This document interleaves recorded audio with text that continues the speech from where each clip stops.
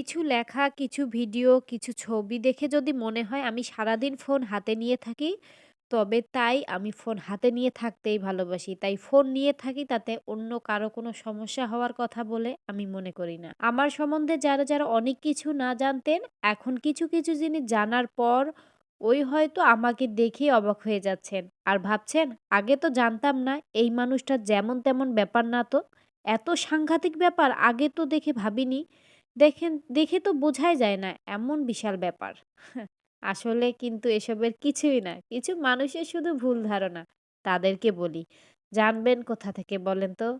আগে তো আমার Facebook ফ্রেন্ডে ছিলেন না? বা যখন আপনি আপনার Facebook অ্যাকাউন্ট খুলেছিলেন, আমার হয়তো তখন Facebook অ্যাকাউন্ট ছিল না।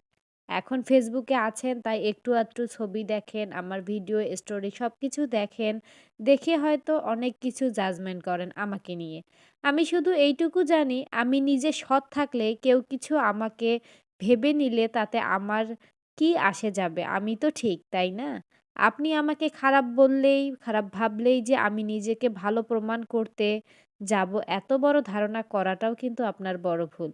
কিছু লেখা আর কিছু ভিডিও, কিছু ছবি দেখে যদি মনে হয় আমি সারাদিন ফোন হাতে নিয়ে থাকি, তবে তাই করি আমি। আমি তাই হাতে নিয়ে থাকতেই ভালোবাসি। এতে কি আপনাদের সমস্যা? এবার যাদের আমাকে নিয়ে এত সমস্যা, এত ভাবনা তাদেরকেই বলি। সারাদিন যখন আমি ফোন হাতে নিয়ে থাকি তখন আমার বাড়ির কাজগুলো নিশ্চয়ই আপনি করে দিয়ে যান না? আর আমার বাড়িতে কোনো কাজের লোকও নেই। তাহলে কাজগুলো কে করে দিয়ে যায়? ভূত? নিজের ঘরের সমস্ত কাজ নিজের হাতে করার পর যখন নিজের একটু শখ, কাজ যেমন গল্প, কবিতা, ছবি, স্টোরি, ভিডিও এডিটিং, একটু হাসি, ঠাট্টা, মজা এগুলো স্টোরিতে শেয়ার করি, একটু ভালো থাকার চেষ্টা করি, তাহলে তো কারো কোনো ক্ষতি হওয়ার কথা নয়। আবার বলছি, যদি এইটুকু ভেবে দেখেন যে আমার সম্বন্ধে অনেক কিছুই তাহলে বলবো, ভবিষ্যতে হয়তো আর অনেক কিছুই দেখতে পাবেন। আরো অনেক কিছুই জানবেন। ভাববেন এই মানুষটা যে এমন আগে কখনো তো ভাবিনি।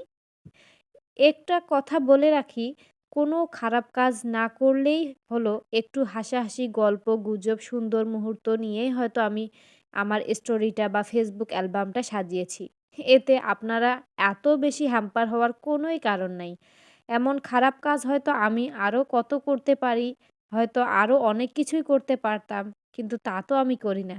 তারপরেও যদি এটাকে কারো চোখে খারাপ মনে হয় তবে বলব আমাকে আপনার ফ্রেন্ড লিস্ট থেকে Facebook থেকে বাদ দিয়ে দিন। তাহলে আপনিও ভালো থাকবেন, আমিও ভালো থাকবো। না আমার সম্বন্ধে আপনার মনে খারাপ কোনো চিন্তা তৈরি হবে, না আপনার সম্বন্ধে আমার মনে কোনো খারাপ চিন্তা তৈরি হবে। আজকের মতো এখানেই আমার গল্পটা শেষ করছি। এটা একটা গল্পের পেজ থেকে নেয়া। সবাই ভালো থাকবেন, সুস্থ থাকবেন। আল্লাহ হাফেজ।